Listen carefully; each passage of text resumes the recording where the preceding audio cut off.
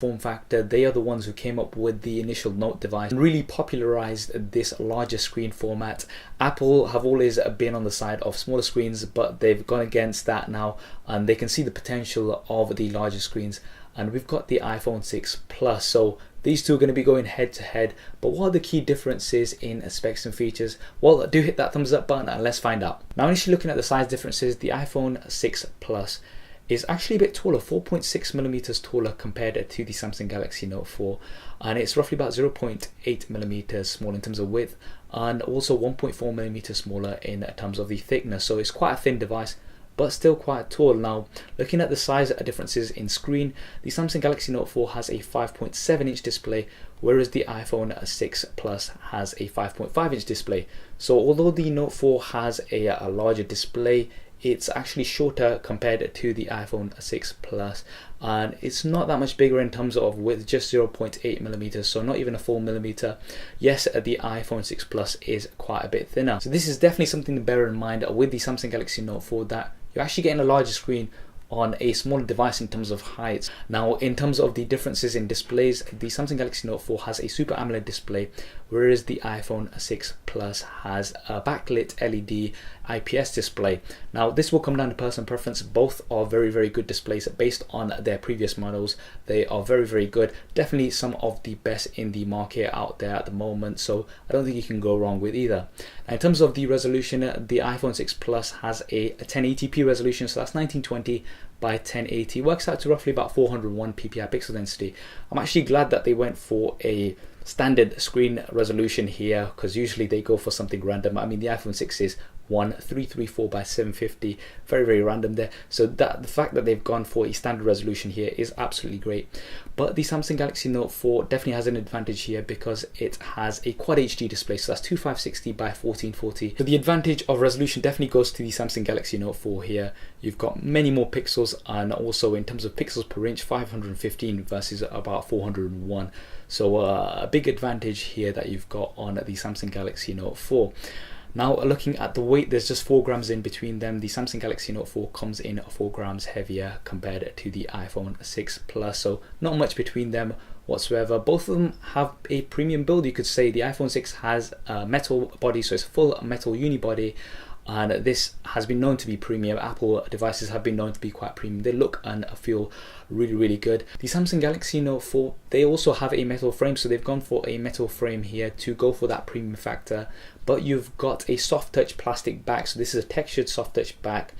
What this allows you to do is remove the back, so you've got access to removable storage as well as a removable battery, which we'll be talking about a little bit later.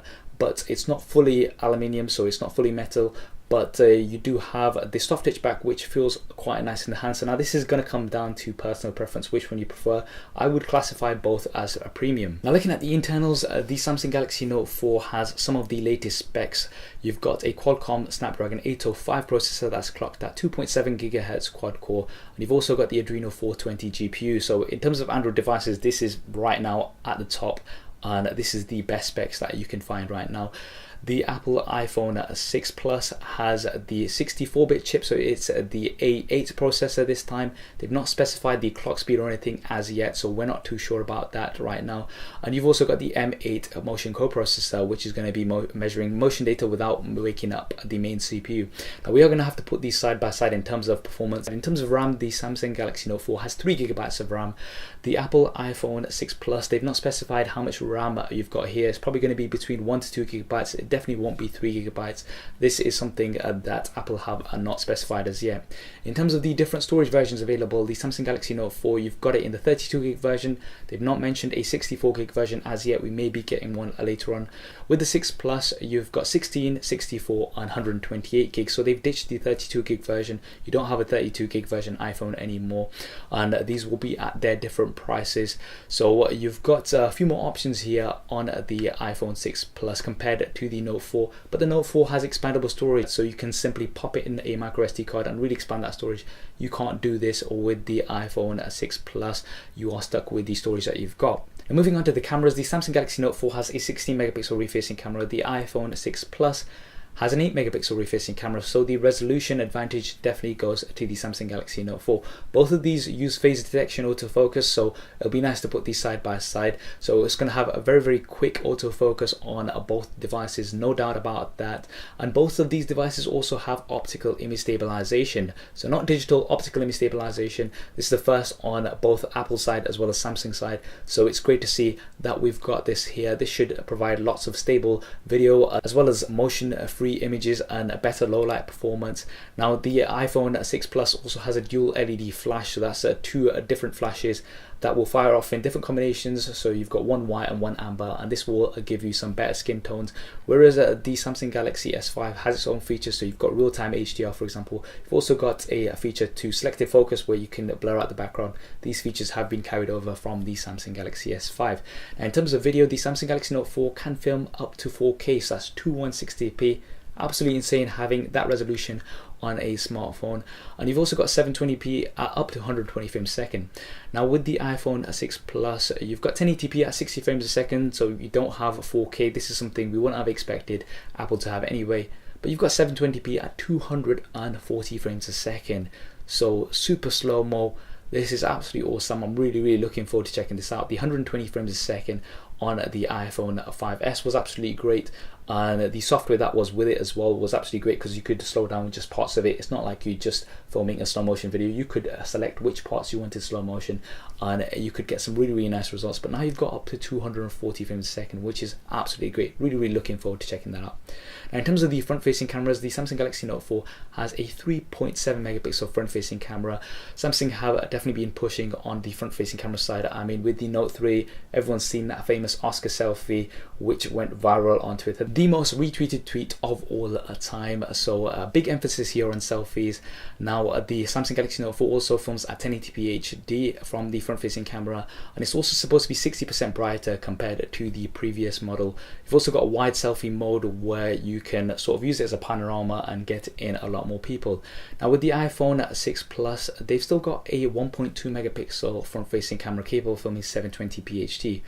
Now this is supposed to be a lot better in low light, 81% better compared to the previous model, which is great. Low light from the front facing camera is great, but still at that resolution, that 1.2 megapixel resolution, and it's still at 720p. Personally for me, this is a bit of a disappointment. We'll have to put these side by side, but the Note 4 definitely gets the edge here in terms of that resolution.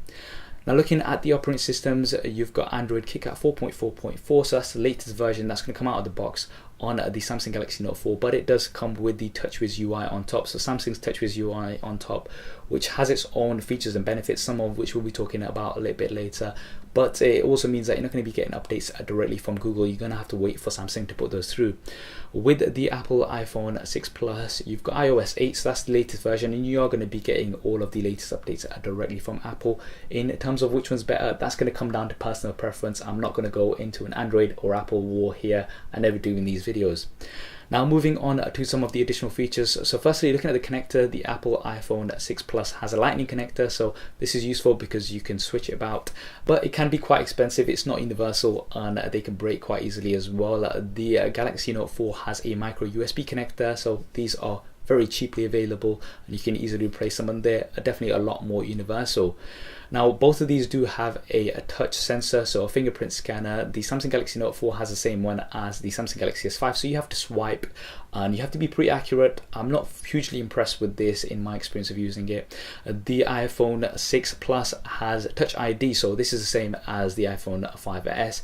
This you just have to touch, so you don't have to swipe, and you can do it in any angle as well. So the advantage for the Touch ID feature definitely, I think, lies on the iPhone side. It has been implemented a lot better. You've also got Apple Pay, so this is something new that they've introduced, and you're going to be able to use NFC payments, but you're going to be able to authorize them with your Touch ID, and Apple are partnering with lots of providers for this. Now the Note 4 does come with its own additional features. Firstly, you've got a heart rate sensor at the back of the device, which is going to be useful for your health apps. But the key feature on the Note 4 is that S Pen. Now this is something that separates it apart from lots of other devices.